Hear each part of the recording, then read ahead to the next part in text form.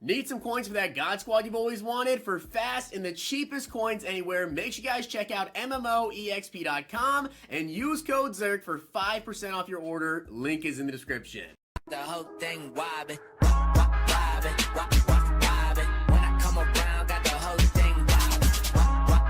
What's going on, guys? It's Zirksee coming at you today with another YouTube video, and today I'm going to be going over my lineup. I made a lot of changes since we got Team Diamonds, made a couple of other changes as well in some other places, but you can see we are now up to a 90 overall, and to be honest, maybe we could be kind of leaning towards 91 overall with two pretty easy fixes, but it's irrelevant for my team. It's positions I don't really use. But I do want to give a shout out to Obito Edits for being a part of the Noti Gang. If you guys want a chance to shout out in the next video, drop a like in the vid. Make sure you guys are subbed to the channel, turn notification bell on, and comment down below Noti Gang. And also let me know right now how many points are the Cowboys going to win by tonight. But we do have my lineup update. I wanted to share this with you guys. We just got Team Diamonds, obviously, so a lot of changes there, and I kind of feel like we're about to get a big promo with current day players.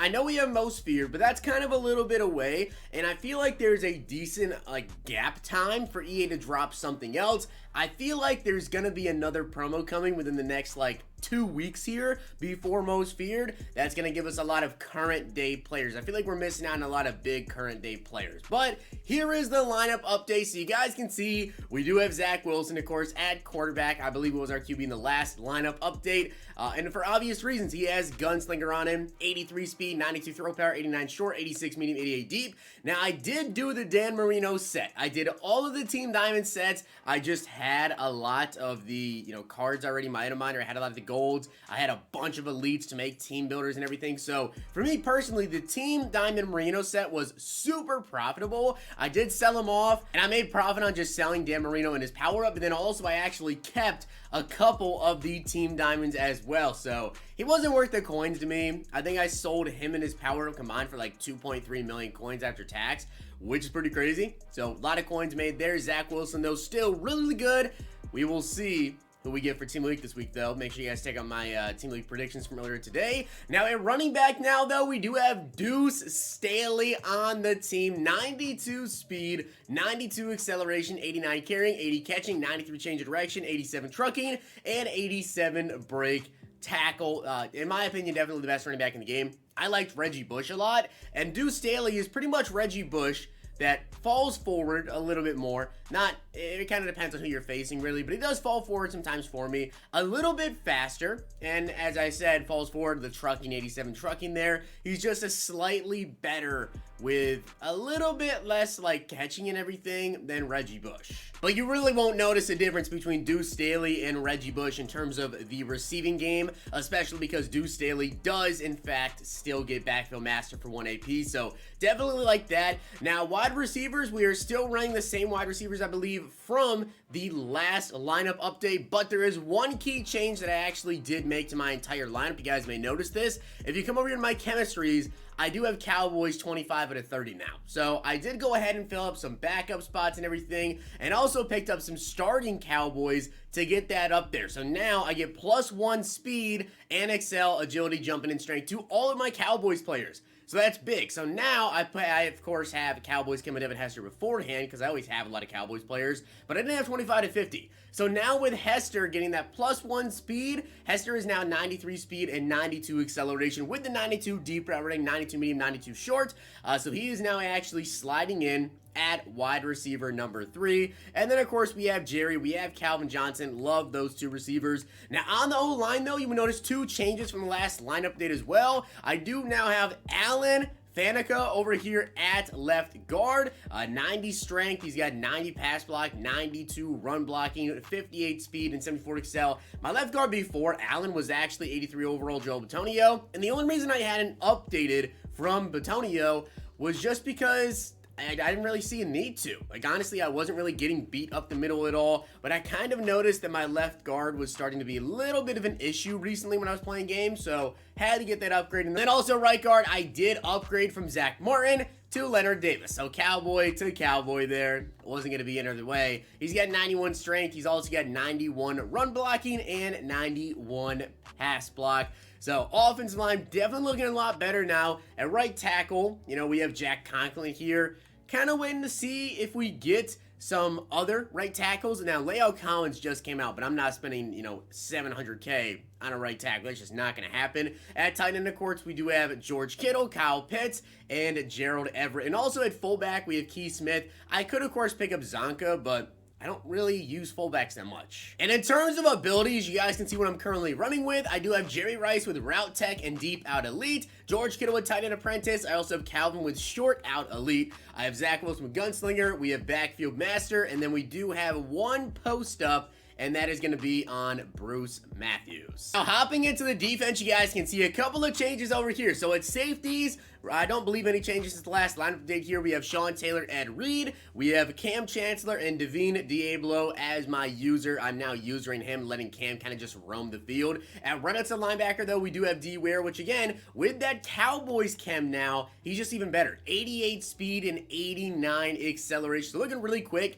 And then at left outside linebacker now, guys, we do have Charles Haley, the newest team diamond. He's a 49er, gets ×3 49ers chem, but also was a Cowboy. So 88 speed, 91 excel, 89 strength, 89 block shed, 91 power move, and 90 finesse move. So my outside linebackers right now, Charles Haley, D. Ware, that's nasty.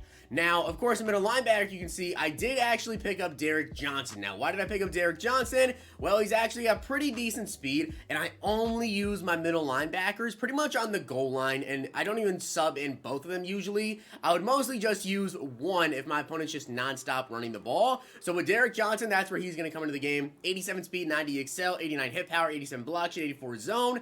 He's also got 87 change direction. He is 6'3" with 85 jumping, so he's like a pretty solid run stopper with good speed and good change direction though. So that would be my user. And then Robert Spillane, which, I could upgrade and get a better middle linebacker here and help out the overall. But he's got 87 speed, 88 excel.